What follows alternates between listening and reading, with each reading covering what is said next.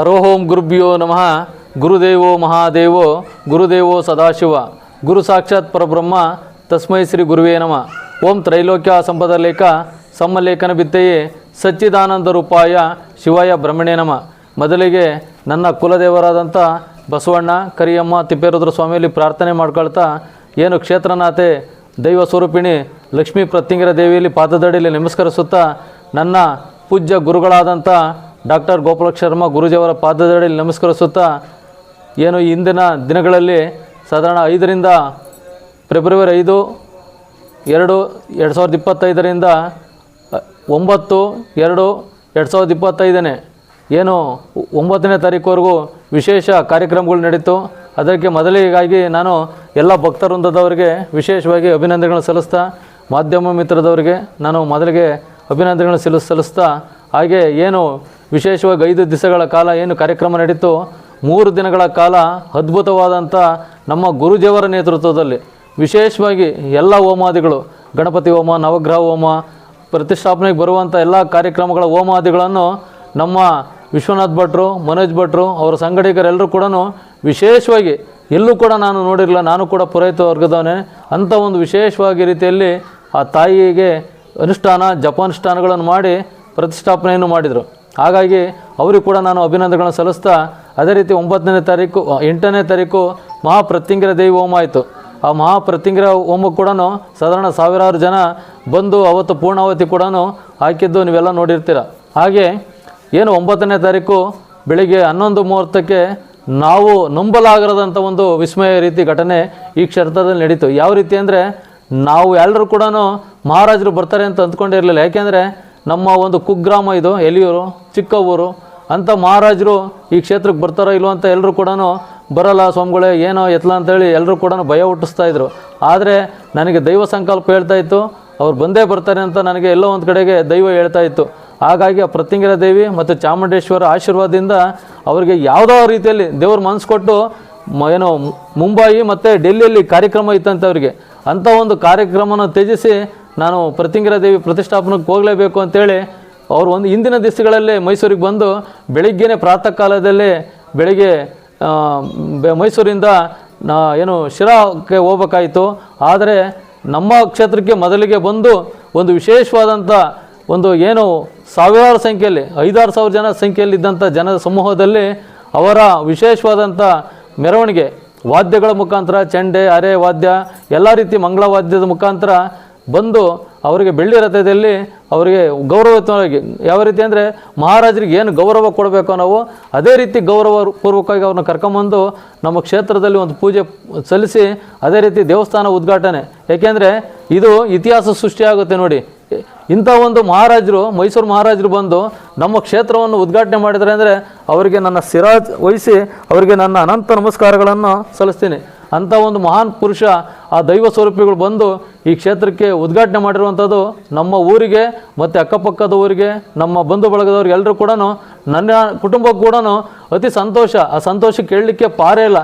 ಅಂಥ ಒಂದು ರೀತಿಯ ಒಂದು ವಿಶೇಷವಾದಂಥ ಒಂದು ಘಟನೆ ಕೂಡ ಇಲ್ಲಿ ಈ ಕ್ಷೇತ್ರದಲ್ಲಿ ನಡೆದಿದ್ದು.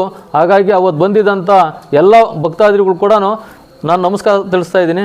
ಹಾಗೆ ನಮ್ಮ ಬುಡನಹಳ್ಳಿ ಲೋಕೇಶ್ ಭಟ್ರು ಕೂಡ ವಿಶೇಷವಾಗಿ ಒಂದು ಸಾಧಾರಣ ಡೈಲಿ ಒಂದು ಪ್ರತಿ ದಿವಸವೂ ಕೂಡ 1,500-2,000 ಜನಕ್ಕೆ ಪ್ರಸಾದ ದಾಸೋಹ ಮಾಡ್ತಾಯಿದ್ರು.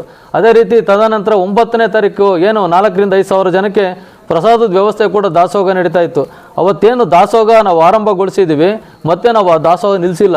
ಏಕೆಂದರೆ ಬಂದಿದ್ದಾರೆಲ್ಲ ಇದು ಪುಣ್ಯ ಕ್ಷೇತ್ರವಾಗುತ್ತೆ, ನೀವು ಪ್ರತಿದಿನವೂ ದಾಸೋಹ ಮಾಡಿ ಅಂತ ಹೇಳಿದಕ್ಕೋಸ್ಕರ ನಾವು ಪ್ರತಿದಿನ ದಾಸೋಹ ಮಾಡ್ತಾ ಇರುವಂಥದ್ದು ನಮಗೆ ಭಾಳ ಅನ್ನಪೂರ್ಣೇಶ್ವರಿ ರೂಪದಲ್ಲಿ ಆ ತಾಯಿಗೆ ಏನು ಅನ್ನದಾನ ಮಾಡ್ತಾಯಿದ್ದೀವಿ, ಅದು ನಮ್ಮ ಮಹಾನ್ ಪುಣ್ಯ. ಏಕೆಂದರೆ ಭಕ್ತರ ಸಹಾಯದಿಂದ, ನಾನೊಬ್ಬನಿಂದ ಅಲ್ಲ, ಇದು ಎಲ್ಲ ಭಕ್ತರ ಸಹಾಯದಿಂದ ಅವರೇ ಅಕ್ಕಿ ಬೇಳೆ ಎಲ್ಲ ಕೊಟ್ಟು ಇವತ್ತು ದಾಸೋಹ ನಡೀತಾ ಇರುವಂಥದ್ದು ಮಹಾನ್ ಪುಣ್ಯ. ಅದಕ್ಕೋಸ್ಕರ ಎಲ್ಲರೂ ದಾಸೋಹ ಭಕ್ತರು ಕೂಡ ನಾನು ನಮಸ್ಕಾರ ತಿಳಿಸ್ತಾ, ಏನು ದಿನೇ ಈ ಒಂದು ಕ್ಷೇತ್ರಕ್ಕೆ ಜನಗಳು ಸಾವಿರಾರು ಸಂಖ್ಯೆಯಲ್ಲಿ ಏನು ಬಂದು ಹೋಗ್ತಾ ಇದ್ದಾರೆ. ಭಾಳ ನನಗೆ ಕೂಡ ಮನಸ್ಸಿಗೆ, ನಾವು ಸಾಧಾರಣ ಒಂದೇ ವರ್ಷದೊಳಗಡೆಗೆ ಭೂಮಿ ಪೂಜೆ ಮಾಡಿ ಇಂಥ ಅದ್ಭುತವಾದ ಭಕ್ತರ ಸಹಾಯದಿಂದ ಒಂದು ದೇವಸ್ಥಾನ ಮಾಡಿದ್ಕೂ ಕಷ್ಟಪಟ್ಟಿದ್ಕೂ ನಮಗೆಲ್ಲ ಒಂದು ಕಡೆ ತೃಪ್ತಿ ತರುವಂಥದ್ದು ಕಂಡು ಬರ್ತಾ ಇದೆ.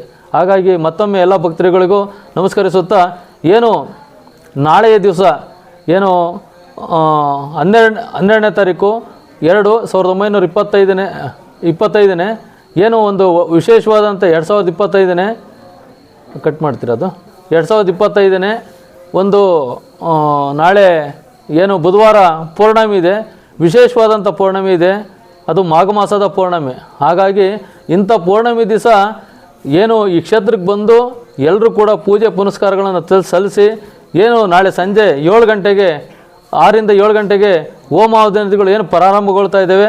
ತಾವೆಲ್ಲರೂ ಭಕ್ತಾದಿಗಳು ಹೆಚ್ಚಿನ ಸಂಖ್ಯೆಯಲ್ಲಿ ಬರಬೇಕು. ಏಕೆಂದರೆ ನಾಳೆ ಕೂಡ ಸಾಧಾರಣ 1 ರಿಂದ 1.5 ಸಾವಿರ ಜನಕ್ಕೆ ದಾಸೋಗದ ವ್ಯವಸ್ಥೆ ಕೂಡ ನಾವು ಮಾಡಿದ್ದೀವಿ. ಭಕ್ತಾದಿಗಳು ಹೆಚ್ಚಿನ ಸಂಖ್ಯೆಯಲ್ಲಿ ಬರಬೇಕು, ಎಲ್ಲರೂ ಪ್ರಸಾದ ಮಾಡಬೇಕು. ಇಲ್ಲಿ ಒಂದು ವಿಶೇಷವಾದಂಥ ಏನು ನಾವು ಈ ಪ್ರತ್ಯಂಗಿರ ದೇವಿಗೆ ನಿಮಗೆ ನಿಮ್ಮ ಕ್ಷೇತ್ರಕ್ಕೆಲ್ಲ ಒಳ್ಳೆಯದಾಗಬೇಕಂತೇಳಿ ನೋಡಿರಿ, ಇಲ್ಲಿ ನೋಡ್ತಾ ಇರುವಂಥದ್ದು ಮಹಾಪೂರ್ಣಾವತಿ. ಈ ಪೂರ್ಣಾವತಿಗೆ ನೀವು ನಾಳೆ ಬಂದುಬಿಟ್ಟು ಪೌರ್ಣಮಿ ದಿವಸ ಆಗಿರೋದ್ರಿಂದ ಇದರಲ್ಲಿ ಒಂದು ತೆಂಗಿನಕಾಯಿ ಇದೆ, ವಿಶೇಷವಾಗಿ ಪ್ರತ್ಯಂಗಿರ ದೇವಿಗೆ ಪ್ರಿಯವಾದಂಥ ಒಣಮೆಣಸಿನಕಾಯಿ ಇದೆ. ತದನಂತರ 108 ಗಿಡಮೂಲಿಕೆಗಳನ್ನು ಕೂಡ ಹಾಕಿದ್ದೀವಿ, ಬೇರುಗಳನ್ನು ಹಾಕಿದ್ದೀವಿ. ಅದೇ ರೀತಿ ಏನು ಒಂದು ತೆಂಗಿನಕಾಯಿ ಕೊಡ್ತೀವಿ, ಆ ತೆಂಗಿನಕಾಯಿಗೆ ಒಂದು ತಗಡನ್ನು ಕೊಡ್ತೀವಿ. ಆ ತಗಡ ಮೇಲೆ ನಿಮ್ಮ ಕಷ್ಟಗಳು ಏನಿದೆ ಅಂತ ಬರೀಬೇಕು. ಎಲ್ಲರೂ ಕೂಡ ಬರೆದು ಅದನ್ನು ಒಂದು ಪಂಚಲೋಹದ ಮಳೆಯನ್ನು ಹೊಡೆದು ಅದರೊಳಗಡೆ ಇಟ್ಟು ಕಾಯಿನ ಅದನ್ನು ಸಮರ್ಪಣೆ ಮಾಡಿದ್ದೆ ಆಯಿತು ಅಂದರೆ ನಿಮಗೆ ಎಲ್ಲ ರೀತಿಯಲ್ಲೂ ಮಾಟ ಮಂತ್ರಾದಿಗಳಿರ್ಬೋದು, ದುಷ್ಟಶಕ್ತಿಗಳಿರ್ಬೋದು, ಯಾವುದೇ ರೀತಿಯ ಪೇತಗಳ ಸಮಸ್ಯೆಗಳಿರ್ಬೋದು, ಯಾರಿಗಾದ್ರೂ ಮಕ್ಕಳಾಗಿಲ್ಲ ಅಂದರೆ ಮಕ್ಕಳಾಗೋಂಥ ವಿಚಾರ ಇರ್ಬೋದು, ಮದುವೆ ಆಗಿಲ್ಲ ಅಂದರೆ ಮದುವೆ ಆಗಿರೋಂಥ ವಿಚಾರ ಇರ್ಬೋದು. ಈ ಥರದ್ದು 100 ಸಮಸ್ಯೆ ಮನುಷ್ಯನಿಗೆ ಇದ್ದೇ ಇರುತ್ತೆ. ಅಂಥ ಸಮಸ್ಯೆಗಳಿಗೆ ಪರಿಹಾರ ಆಗೋಂಥದ್ದು ಈ ಕ್ಷೇತ್ರದಲ್ಲಿ. ಏಕೆಂದರೆ ಈಗಾಗಲೇ ಸಾವಿರಾರು ಜನಕ್ಕೆ ಈ ಹೋಮಗಳು ನಡೆದಿದ್ದು, ಸಾವಿರಾರು ಜನಕ್ಕೆ ಕೂಡ ಈ ಒಳಿತದ್ದು ಕಂಡಿರೋಂಥದ್ದು ನಮ್ಮ ಮಹಾನ್ ಪುಣ್ಯ. ಹಾಗಾಗಿ ಬಂದಿರುವಂಥ ಇವತ್ತು ಕೂಡ ನಿನ್ನೆ ಚಿಕ್ಕಬಳ್ಳಾಪುರದಿಂದ ಒಂದು ಹೋಮಗಳು ಮಾಡಿಸ್ಕೊಂಡೋದ್ರು. ಇವತ್ತು ಹಾಸನದಿಂದ ಸುನೀಲ್ ಕುಟುಂಬದವರು ಬಂದಿದ್ದಾರೆ. ನಾಳೆ ಕೂಡ ಮಂಜುಶ್ರೀ ಟೆಕ್ಸ್ಟೈಲ್ ಅವ್ರ ಕುಟುಂಬದಿಂದ ನಾಳೆ ಪೌರ್ಣಮಿ ಇರೋದ್ರಿಂದ ವಿಶೇಷವಾಗಿ ಅವರು ಕೂಡ ಬಂದು ಹೋಮಾದಿಗಳು ಮಾಡಿಸ್ತಾ ಇರೋದ್ರಿಂದ ಹೆಚ್ಚಿನ ಸಂಖ್ಯೆಯಲ್ಲಿ ದೊಡ್ಡ ಮಟ್ಟದಲ್ಲಿ ಸಂಖ್ಯೆಯಲ್ಲಿ ಬಂದು ಭಕ್ತರಾದಿಗಳು ಈ ಒಂದು ಕ್ಷೇತ್ರಕ್ಕೆ ಮೆರುಗನ್ನು ತಂದುಕೊಡ್ಬೇಕು. ಹಾಗೂ ಎಲ್ಲ ರೀತಿಯ ವಿಶೇಷವಾದಂಥ ದಾಸೋಹಕ್ಕೆ ಏನು ತನುಮನ ಸಹಾಯದಿಂದ ಮಟ್ಟದಷ್ಟೇ ಎತ್ತರವಾಗಿ ಬೆಳೀಬೇಕು.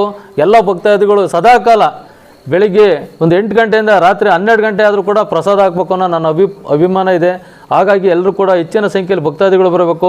ಮಹಾಪ್ರತ್ಯಂಗಿರ ದೇವಿ ಈ ನಮ್ಮ ತುಮಕೂರು ಜಿಲ್ಲೆ ಶಿರಾ ತಾಲೂಕು ಎಲಿಯೂರಿನಲ್ಲಿರುವಂಥದ್ದು ನಮ್ಮ ಮಹಾನ್ ಪುಣ್ಯ. ಯಾಕೆಂದರೆ ನಾವು ಎಲ್ಲೆಲ್ಲ ಹೋಗ್ತಾಯಿದ್ವಿ, ತಮಿಳುನಾಡು ಅಲ್ಲಿ ಹೋಗ್ತಾಯಿದ್ವಿ. ಇಲ್ಲಿ ವಿಶೇಷವಾಗಿ ಲಕ್ಷ್ಮೀ ಪ್ರತ್ಯಂಗಿರ ದೇವಿ ಇರುವಂಥದ್ದು ನೀವೆಲ್ಲರೂ ಕೂಡ ಈಗಾಗಲೇ ಮಾಧ್ಯಮದಲ್ಲೆಲ್ಲ ನೋಡಿದ್ದೀರ, ಎಷ್ಟು ಜನ ಬಂದಿತ್ತು, ಏನಾಯಿತು, ವಿಸ್ಮಯ ಏನಾಗಿದೆ ಅಂತ ಹೇಳ್ಬಿಟ್ಟು. ಹಾಗಾಗಿ ಎಲ್ಲರೂ ಕೂಡ ಹೆಚ್ಚಿನ ಸಂಖ್ಯೆಯಲ್ಲಿ ಭಕ್ತಾದಿಗಳು ಬರಬೇಕು. ನಾಳೆ ಹುಣ್ಣಿಮೆ ಕಾರ್ಯಕ್ರಮದಿಂದ ಎಲ್ಲರೂ ಕೂಡ ನಿಮಗೆ ನಿಮ್ಮ ಕುಟುಂಬಕ್ಕೆ ಎಲ್ಲರಿಗೂ ಒಳ್ಳೆಯದಾಗಬೇಕು. ಹಾಗೆ ಮತ್ತೊಮ್ಮೆ ಮಾಧ್ಯಮ ಮಿತ್ರದವ್ರಿಗೂ, ನಮ್ಮ ಪೊಲೀಸ್ ಅಧಿಕಾರಿಗಳಿಗೂ, ಬೆಸ್ಕಾಂ ಅಧಿಕಾರಿಗಳು, ಎಲ್ಲ ಅಧಿಕಾರಿಗಳು, ಹಾಗೆ ನಮ್ಮ ಕ್ಷೇತ್ರದ ನಮ್ಮ TV ಜಯಚಂದ್ರ ಸರ್ ಕೂಡ ಮತ್ತೊಮ್ಮೆ ನಾನು ಅಭಿನಂದನೆಗಳನ್ನು ಸಲ್ಲಿಸಿ ನಮ್ಮ ಕ್ಷೇತ್ರದ ಎಲ್ಲ ನಾಯಕರುಗಳು ಭಾಳ ಸಂತೋಷದಿಂದ ಅವತ್ತು ಕ್ಷೇತ್ರಕ್ಕೆ ಬಂದು ಒಳ್ಳೆಯ ಸಂತೋಷವನ್ನು ವ್ಯಕ್ತಪಡಿಸಿದ್ದಕ್ಕೋಸ್ಕರ ನಾನು ಎಲ್ಲರಿಗೂ ಕೂಡ ಮತ್ತೊಮ್ಮೆ ಧನ್ಯವಾದಗಳನ್ನು ತಿಳಿಸಿ ನನ್ನ ಈ ಮಾತನ್ನು ಮುಗಿಸ್ತಾ ಇದ್ದೀನಿ.